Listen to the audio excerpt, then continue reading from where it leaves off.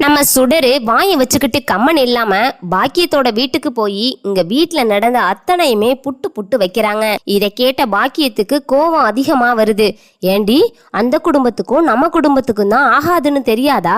இப்ப எதுக்கு அவங்க சண்டைக்கு வராங்களாம்? என் மாப்பிள்ளைய ஏன் இப்படி பண்ணாங்கன்னு போய் ஒரு 2ல 1 பார்த்துட்டு வந்துடுறேன் அப்படிங்கிறாங்க. உடனே சுடர் இருந்துகிட்டு, அம்மா நீங்க கொஞ்சம் அமைதியா இருங்க, அது எல்லாமே எங்க மாமனா பாத்துக்குவாங்க, நீங்க ஒன்னும் கவலைப்படாதீங்க அப்படின்னு சொல்றாங்க. சொல்லிட்டு வீட்டுக்கு வரும்போது இங்க பாத்தீங்கன்னா நம்ம குமாரோட வாய் சும்மா இல்லாம அரசு கிட்ட போய் வாலாட்டி நம்ம கதிர்கிட்டையும் செந்தில் கிட்டையும் செமக்க அடி வாங்கி மூஞ்சி எல்லாம் பழுத்து போய் வராரு. வீட்டுக்கு வந்ததுமே சுடர் மூஞ்சிய பார்த்துட்டு, ஐயோ ஏங்க என்னாச்சுங்க, ஏன் இப்படி இருக்கீங்க அப்படின்னு சொல்லி பதறாங்க. ஆனா பக்கத்துல அப்பத்தால இருந்து எல்லாருமே என்னாச்சு என்னாச்சுன்னு கேட்கும் போது அவரு சும்மா சாதாரணமா கீழே விழுந்துட்டேன், சட்டை கிழிஞ்சிருச்சு, மூஞ்சி எல்லாம் காயமாயிடுச்சு அப்படின்னு சமாளிக்கிறாங்க. அதுக்கப்புறம் உள்ள வந்ததுமே கண்ணாடிய பார்த்து தன்னை தானே அடிச்சுக்கிறாரு. கண்ணாடிய குத்தி கையெல்லாம் ரத்தம் வருது.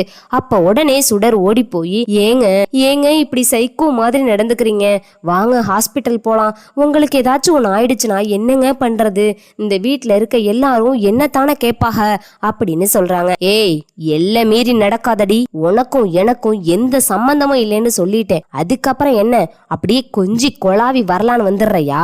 எப்படிதான் வந்தாலும் உன்னை என் பொண்டாட்டியா ஏத்துக்குவேன்னு கனவுல கூட நினைக்காத, நீ எல்லாம் என் கால் தூசிக்கு கூட பெறமாட்ட அப்படின்னு சொல்லி நம்ம சுடரை திட்டிக்கிட்டு இருக்காங்க. இன்னொரு பக்கம் நம்ம பாக்கியம் அங்க தங்கமயில் கிட்ட சொல்லிட்டு, இல்லடி அங்க பிரச்சனையாயி இருக்குதுன்னு சொல்றாங்க, நான் ஒரு எட்டு போய் சுடரை பார்த்துட்டு வந்துடுறேன்னு நம்ம மாணிக்கமும் தங்கமயிலும் அவங்க வீட்டுல எல்லாருமே கிளம்பி நம்ம சுடரோட வீட்டுக்கு வராங்க. இங்க குமார் இருந்துகிட்டு ரொம்பவே பேசுறாரு. எனக்கு அரசிய தான் பிடிக்கும், இன்னொரு தடவை அரசி என் கூட வாழ்றேன்னு வந்தா கூட உன்னை வீட்டை விட்டு வெளியே துரத்தி விட்டுட்டு நான் அரசியோட சேர்ந்து சந்தோஷமா வாழ்வேன் அப்படின்னு நம்ம குமார் சொல்றாங்க. யோ, நீதானே என்னை பொண்ணு கேட்ட, நீதானே என்கிட்ட பேசுன, இப்ப என்ன பிடிக்கல அவளை பிடிச்சிருக்குன்னு சொன்னா என்ன அர்த்தம் அப்படின்னு சொல்றாங்க. ஏய், அவளை பழி வாங்கறதுக்கு தாண்டி நான் உன்னையே கல்யாணம் பண்ணேன் அப்படின்னு ரொம்பவே கேவலமா பேசுறாங்க.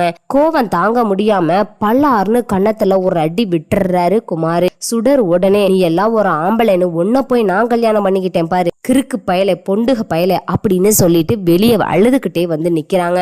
அதுக்கப்புறம் நம்ம குமார், ஓடி போ, உன்னெல்லாம் எவனும் சீண்ட கூட மாட்டேன் அப்படின்னு சொல்லி திட்டிட்டு ரூம்குள்ள இருக்காங்க. நம்ம மாணிக்கமும் பாக்கியமும் உள்ள வந்ததுமேனு அப்பத்தா வாங்க வாங்க அப்படின்னு வாய் நிறைய கூப்பிட்டு உட்கார வைக்கிறாங்க. அம்மா சுடரு வாமா, யாரு வந்திருக்கான்னு பாரு, அப்பா வந்திருக்காக, அம்மா வந்திருக்காக அப்படின்னு சொன்னதுமே சுடரு தான் கண்ணுல இருக்க கண்ணீர் எல்லாம் தொடச்சிட்டு வெளியே வராங்க. வெளியே வந்து, என்னம்மா வாங்க இப்பதான் சாப்பிடுங்க அப்படின்னு சொல்லிக்கிட்டு இருக்கும் போது சுடரோட கண்ணத்துல அடிச்ச அடி பழுத்து கிடக்குது. அத பார்த்ததுமே நம்ம மாணிக்கம் இருந்துகிட்டு, அம்மா சுடரு என்னம்மா கண்ணத்துல என்னம்மா இப்படி இருக்கு அப்படின்னு சொல்லி கேக்குறாங்க. அது ஒண்ணும் இல்லப்பா, சும்மா இடிச்சுக்கிட்டேன்பா தெரியாம அப்படின்னு சொல்றாங்க. இத பார்த்தா இடிச்ச மாதிரி தெரியலையே சுடரு அப்படின்னு பாக்கியம் கேட்கவும், அதெல்லாம் ஒண்ணும் இல்லைன்னு சொல்றாங்க. அது எப்படி நீ ஒண்ணும் இல்லைன்னு சொன்னா நாங்க நம்புவோமா? முதல்ல என்ன நடந்துச்சுன்னு எங்ககிட்ட சொல்லு. இங்க பாருங்க, இந்த பொண்ணுக்கு என் பொண்ணை எப்படி யார் அடிச்சது அப்படின்னு இங்க திட்ட ஆரம்பிக்கிறாங்க நம்ம பாக்கியம். உடனே இங்க சுடர் இருந்துகிட்டு, அம்மா சண்டை இழுக்காதீங்கம்மா, கொஞ்சம் அமைதியா இருங்கம்மா அப்படின்னு சொல்றாங்க. எப்படி அமைதியா இருக்க முடியும்? நான் அப்பயே படிச்சு தானே சொல்லி கல்யாணம் பண்ணி வச்சேன், இப்ப இப்படி வந்து நிக்கிறேனா எனக்கு கஷ்டமா இருக்காதா?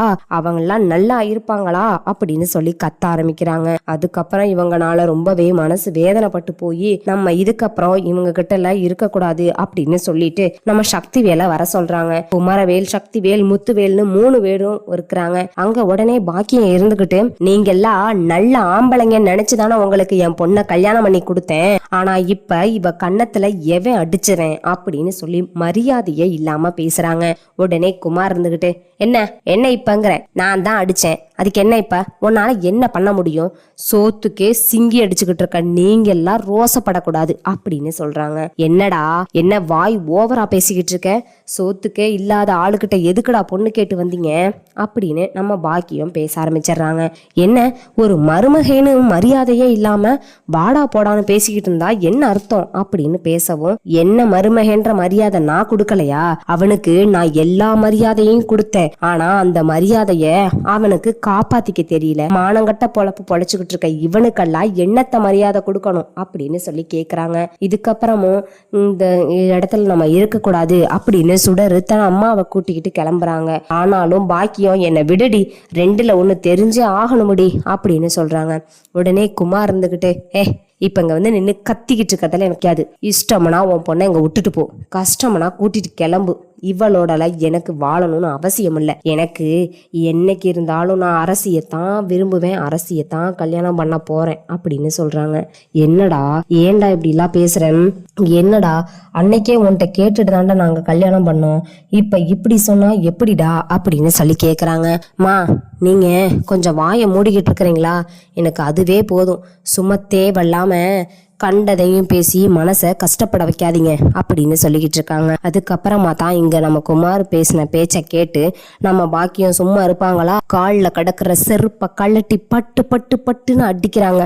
உனக்கு ஒண்ணுன்னு நான் கேட்கலான்னு வந்தா இன்னைக்கு என்னையே யாருன்னு கேட்டு என் பிள்ளைய பிச்சைக்கார புள்ளைன்னு சொல்ற, உனக்கு 40 கழுத வயசாயும் பொண்ணு கொடுக்க இந்த ஊர்ல எவனுமே முன்ன வெள்ள துப்பு கட்டவனே, அதுக்கு நான் பொண்ணு கொடுத்தேன் பாரு, என் புத்தியதான் செருப்பால் அடி ணுமடா அப்படின்னு சொல்லிட்டு உள்ள போறாங்க.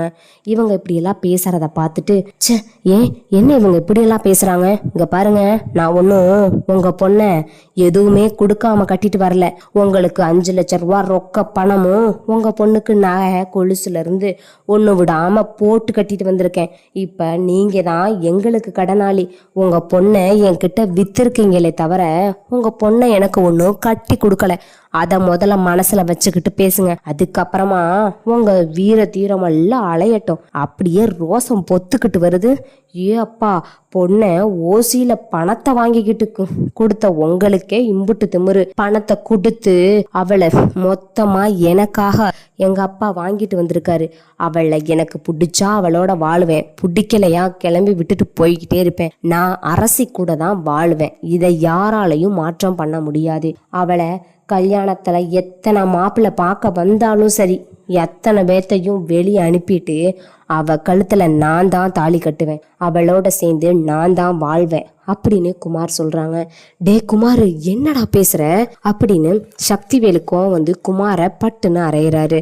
அப்பா சும்மா அடிக்கிற வேலையெல்லாம் வச்சுக்காதீங்க, எனக்கு பிடிச்சது அரசி மட்டும்தான், இந்த ஜென்மத்துல நான் கல்யாணம் பண்ணணும் அப்படின்னா அரசியை மட்டும்தான் பண்ணுவேன், எனக்கு அரசி தான் ரொம்ப முக்கியம், அரசி இல்லாத வாழ்க்கைய என்னால நினைச்சு கூட பார்க்க முடியாது, அவ எனக்கு அவ்வளவு முக்கியம், எனக்கு அரசி வேணும் அப்படின்னு சொல்லி பிடிக்கிறாங்க. என்னையா நடக்குது, உன் பிள்ளை இன்னைக்கு அரசி வேணுங்கிறானா, இத முன்னாடியே சொல்லியிருந்தா என் பிள்ளை வாழ்க்கை தப்பிச்சிருக்கும்ல, எவனுக்காச்சும் ஒருத்தனுக்கு நான் என் பிள்ளைய கல்யாணம் பண்ணி வச்சிருப்பேன், இப்ப பண்றதெல்லாம் பண்ணிட்டு நீங்க தேவையில்லாம பிரச்சனையில எனக்கு கொடுத்துக்கிட்டு இருக்கீங்க, நீங்க நினைக்கிற மாதிரி மாப்பிள்ளை கிடக்காமையோ இல்ல பணத்துக்கு ஆசைப்பட்டோ நான் ஒன்றும் என் பிள்ளைய உங்களுக்கு கொடுக்க கிடையாது, ஏதோ சொந்தமாச்சே நம்ம இங்க கொடுத்துக்கலாம், பக்கத்துல வந்துக்கலாம் போய்க்கலாம், இந்த பயலுக்கு யாருமே பொண்ணு கொடுக்கலன்னு பாவப்பட்டு நான் கொடுத்தேன், ஆனா இன்னைக்கு நீ எல்லாம் என்னை கேள்வி கேட்குற நிலைமை வந்துருச்சு, ஏண்டா உனக்கு பொண்ணு கொடுத்ததுக்கு நான் வெக்கப்படுறேன், நீ வாமா போலாம் அப்படின்னு சுடரோட கையை பிடிச்சு கூப்பிடுறாங்க.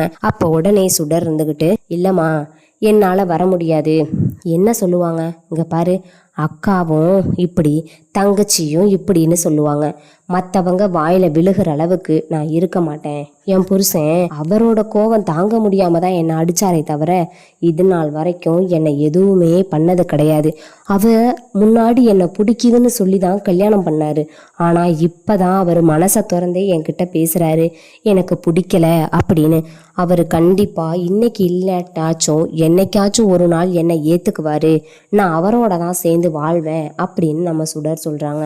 அதுக்கு உடனே நம்ம குமார் இருந்துகிட்டு நான் உன் கூட சேர்ந்து வாழ்வேன்ற அளவு கூட உனக்கு நம்பிக்கை இருக்கா, உன் கூட சேர்ந்து என்னால வாழ முடியாது, உன் கூட எதுக்காக நான் வாழணும், உன்னை இப்பயே உங்க அம்மாவோட கூட்டு அனுப்புறதுக்கு நான் தயார், தயவு செஞ்சு கிளம்பி போயிரு அப்படின்னு சொல்றாங்க. அப்ப உடனே சக்திவேல் இருந்துட்டு டேய் அந்த பொண்ணு தான் உன் கூட வாழ்வேன்னு சொல்றாள், அவளை போய் வீட்டை விட்டு போன்னு சொன்னா அவ எங்கடா போவா அப்படிங்கிறாங்க. எங்கேயோ போயிட்டு போறா, அதுக்கெல்லாம் எனக்கு அவ எங்க போனாலும் எனக்கு அவசியமே கிடையாது. அப்பா, யாருக்காகவும் நான் எதுக்காகப்பா விட்டு கொடுக்கணும்? இவ எப்படியோ போயிட்டு போறா, எனக்கு இவளை பத்தி கவலையே கிடையாது அப்படின்னு சொல்லிடுறாங்க. பேசுவட பேசுவேன், இதுவும் பேசுவேன், இதுக்கு மேலையும் பேசுவேன். யாரு என்ன சொன்னாலும் அதை நான் காது கொடுத்து கேட்டுக்க மாட்டேன் அப்படின்னு சொல்லிட்டு நம்ம சுடரு உள்ள போயிடுறாங்க. இவ பட்டு திருந்தி நம்மளை அப்பா அம்மானு தேடி வருவா, அன்னைக்கு வரட்டும் அப்படின்னு நம்ம பாக்கியமும் மாணிக்கமும் அங்கிருந்து இடத்த விட்டு கிளம்புறாங்க.